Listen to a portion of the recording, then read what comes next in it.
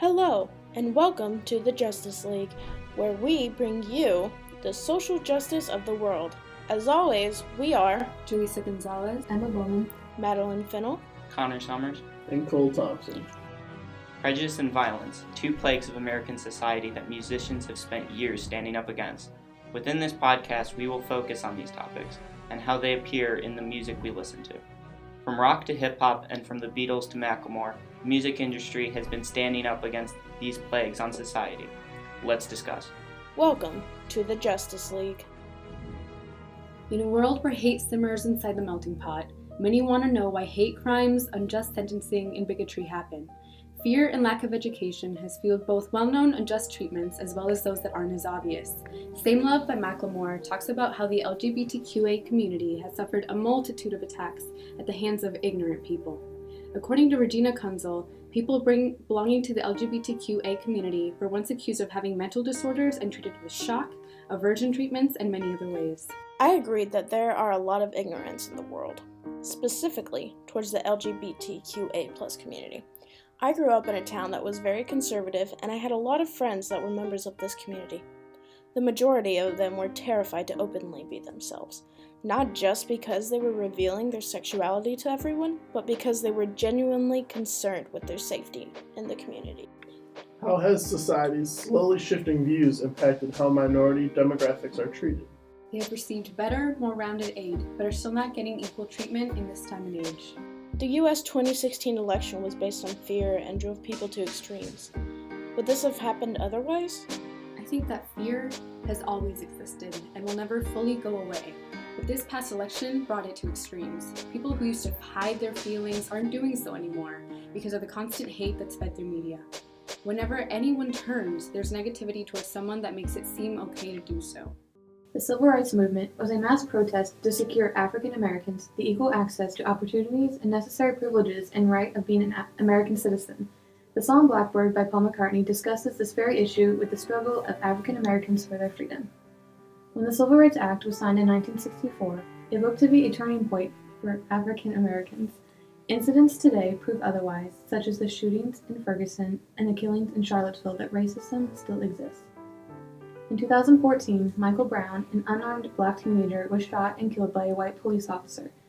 It gained national attention, and the campaign Black Lives Matter began to emerge. Many African Americans felt that they were being discriminated against and that white police officers were seen as having too much power. The event in Charlottesville was seen as an act of racism by white nationalists and neo-Nazi groups. One person lost their life because of someone driving their van into the crowd of protesters. What do you think this says about racism in America for the future? The United States is projected to be a majority-minority country in the next 30 years. In the following 50 years, whites will no longer make up the majority of the population. Ben Wunland said in his article, Is racial prejudice on the rise in the United States? Racial stereotyping still exists, although whites are much more likely than blacks to believe there is no discrimination in access to affordable housing, jobs, or justice. But what can we do to stop racial inequality? Putting a stop to the forces that reproduce racial inequality in American life will be a generational challenge. It will not be an easy fix. There are many Americans who hope they will wake up one day to find they live in a blissfully post-racial country. On the surface, Pumped Up Kick sounds like a normal alternative song.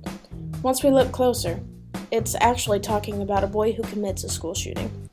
The chorus states, "You better run, run for my gun.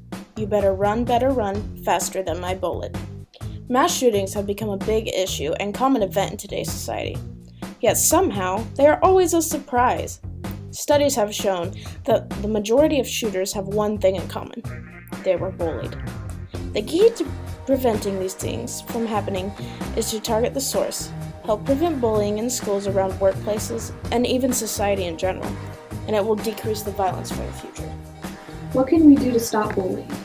Bullying at this point has become such a big problem within society that it can't be completely erased, but it can be significantly decreased. Most of the time, when we happen upon a bullying situation, we tend to feel uncomfortable and ignore it. Instead of ignoring what is happening and walking away, or just staying out of it, we need to step in and stand up for that person. Most violent intruders feel alone and like the world hates them. If you can be a friend to a bully person and show them you care, it can prevent violent tendencies in the future. Virginia Tech is an example of this. According to Joe, Hong, and Lee, moments before the shooting took place, Seung-Hui Cho made a video about his motives behind the crimes. A self-made videotape of Seung-Hui Cho, which he sent to a television station, he expressed his resentment against his perceived mistreatment. If he was treated right by the people surrounding him at school, then it could have saved countless lives. I agree. Sadly, in large groups, the bystander effect often takes place. People feel apathy and don't intervene. The more people that are present, the less responsible each one feels. This often results in no one helping the victim. In childhood, people learn that fitting in is the only way to fly under the radar and avoid attention. Some never grow out of this and become permanent bystanders in all areas. If you want change to happen, you must be willing to stand out and be vulnerable. Gang violence, specifically in Chicago, has become a major issue and received a lot of news coverage. In my song, Angels by Chance the Rapper, Chance says it's our duty to fight against gang violence. And although this is noble, I feel that he should offer real solutions and what we should do on this topic. As someone from Chicago, I know who this affects, and I think that there should be more concrete solutions. What would you say is a good solution to gang violence? I think we should implement different after-school programs to low-income areas that are affected by gang violence and really target the people who we know are being affected. I agree with you that gang violence is a huge problem in cities all across the country. There are many people who are affected by this and have lost loved ones because of it.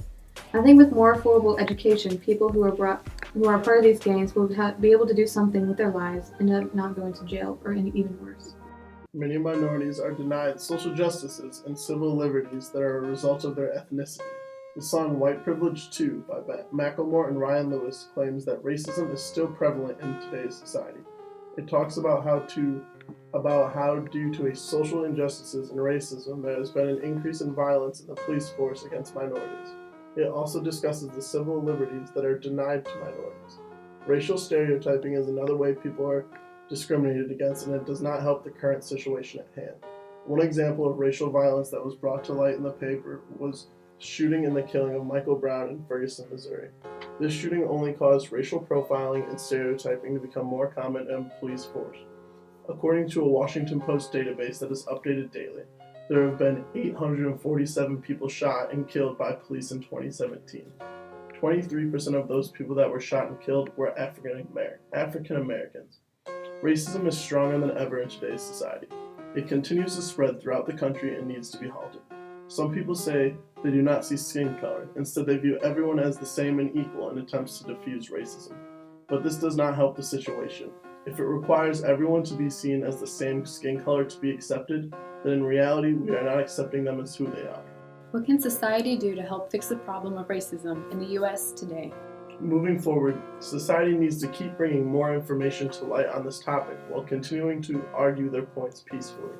In today's society, so many things are swept under the rug and forgotten about. We need to consistently and continuously keep these topics in the mainstream media. Two wrongs do not make a right.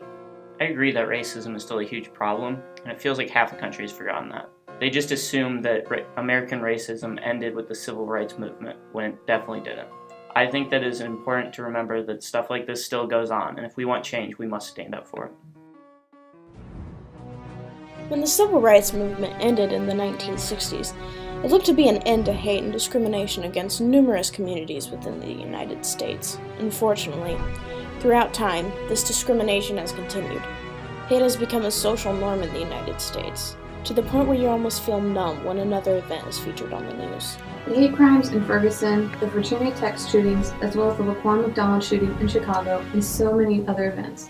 Society today is filled with hate and anger, as seen in all of the topics we have mentioned: gang violence, racism, school shootings, and hate crimes against the LGBTQIA+ community.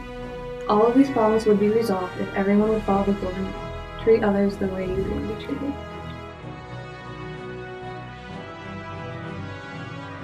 Thank you for listening to the Justice League.